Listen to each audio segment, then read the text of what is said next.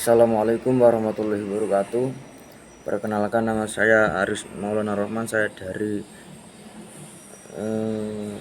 kelas reguler Prodi PAI NIM 2220151346 semester 5. Di sini saya akan menjelaskan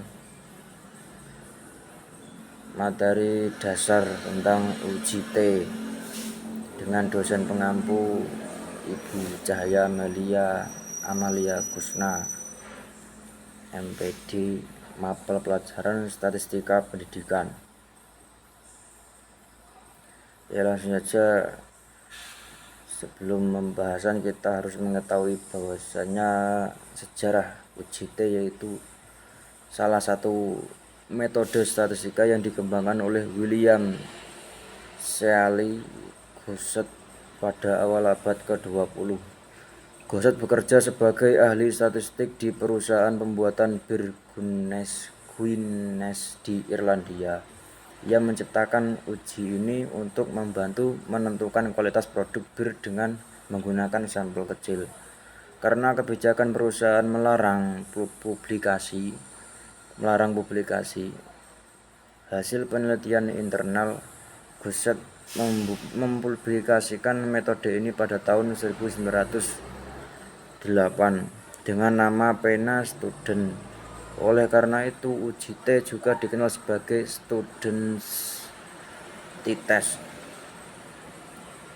UJT dirancang untuk membandingkan rata-rata dua kelompok data untuk menentukan apakah terdapat perbedaan yang signifikan secara statistik di antara mereka. Uji ini sangat berguna dalam penelitian ilmiah, terutama saat ukuran sampel kecil, sehingga distribusi normal digunakan sebagai pendekatan. Kemudian jenis UJT.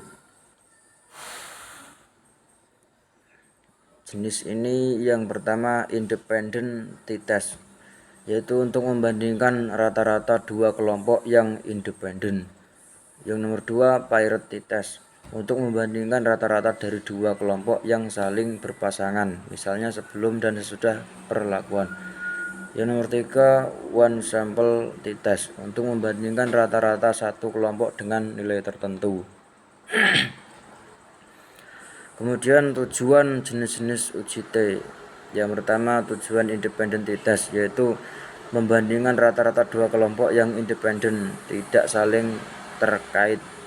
Contohnya, sebuah penelitian ingin mengetahui apakah terdapat perbedaan rata-rata nilai ujian antara siswa laki-laki dan perempuan di suatu sekolah. Jadi sampelnya yaitu siswa laki-laki dan perempuan.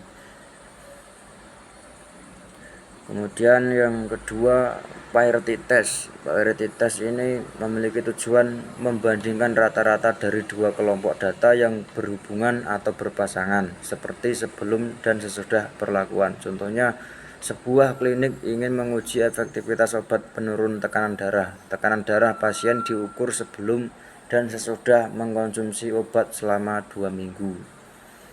Itu datanya yaitu yang pertama tekanan darah sebelum mengkonsumsi, yang kedua tekanan darah setelah mengkonsumsi.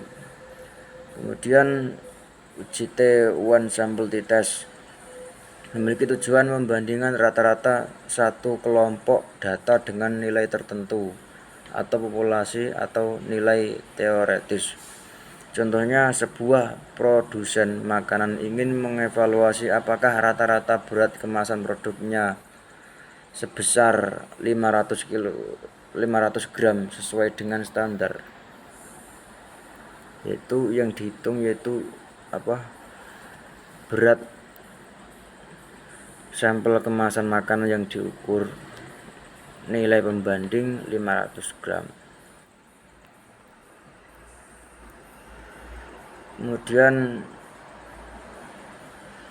rumus dari jenis-jenis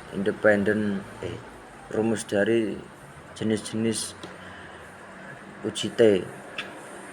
Yang pertama independent t-test, digunakan untuk membandingkan rata-rata dari dua kelompok independen. Rumusnya yaitu T sama dengan X bar 1 dikurangi X bar 2 per akar S kuadrat 1 per N1 ditambah S kuadrat 2 per N2.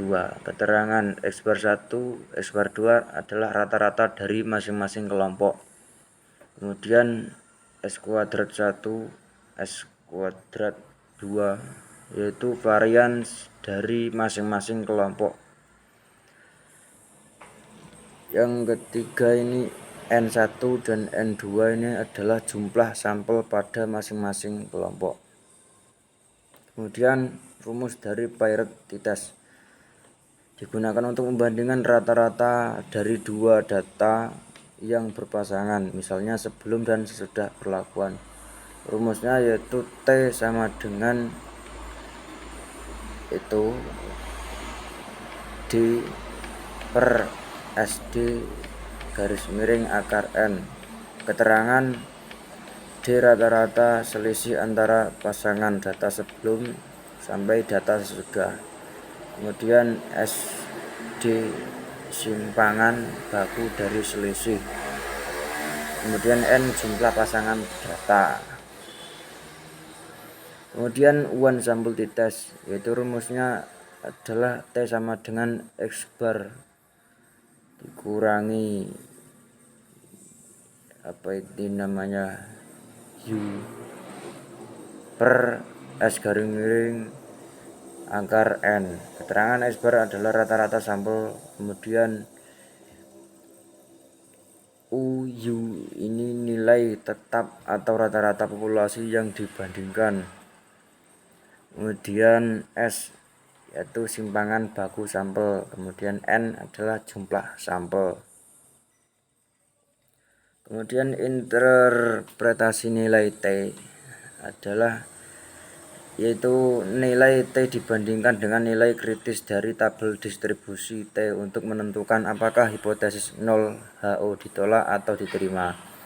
Biasanya tingkat signifikansi ini alfa yang digunakan adalah 0,05 atau 5%. Jika T lebih besar daripada T kritis, maka HO ditolak dan perbedaan dianggap signifikan secara statistik.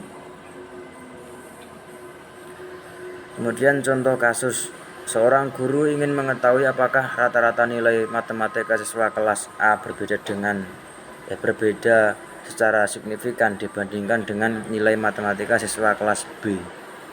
Data nilai siswa kelas A dan B yaitu kelas A memiliki data 75, 80, 85, 90, 70. Kemudian nilai kelas B yaitu 78, 82, 84, 88, 74.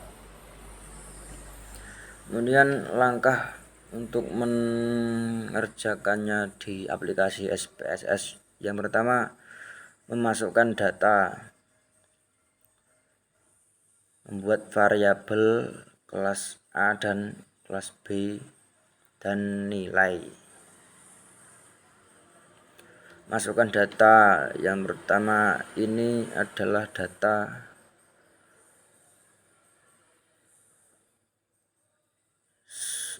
siswa, ini ditumpuk, yang kelas A di atas yaitu 75, 80, 85, 90, 70 ini kelas A. Kemudian yang kelas B ditaruh bawahnya.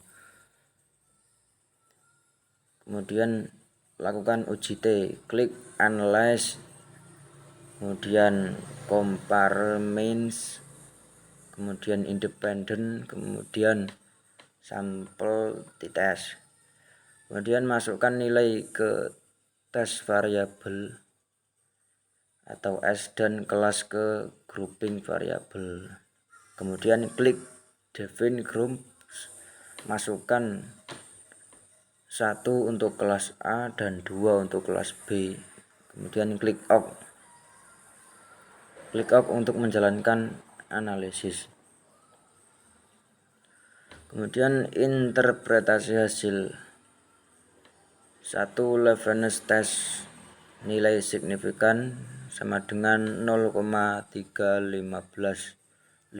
lebih dari 0,05, sehingga asumsi varian sama terpenuhi.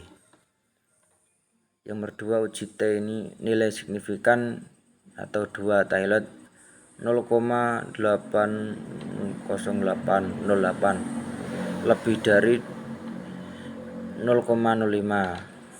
Artinya tidak ada perbedaan signifikan antara rata-rata nilai kelas A dan B. Kesimpulannya yaitu berdasarkan hasil uji T terdapat perbedaan yang signifikan pada rata-rata nilai matematika siswa kelas A dan kelas B. Nah, mungkin itu yang bisa saya tampilkan tentang materi dasar statistika ini. Bila ada kurangnya, saya mohon maaf yang sebesar-besarnya. Assalamualaikum warahmatullahi wabarakatuh.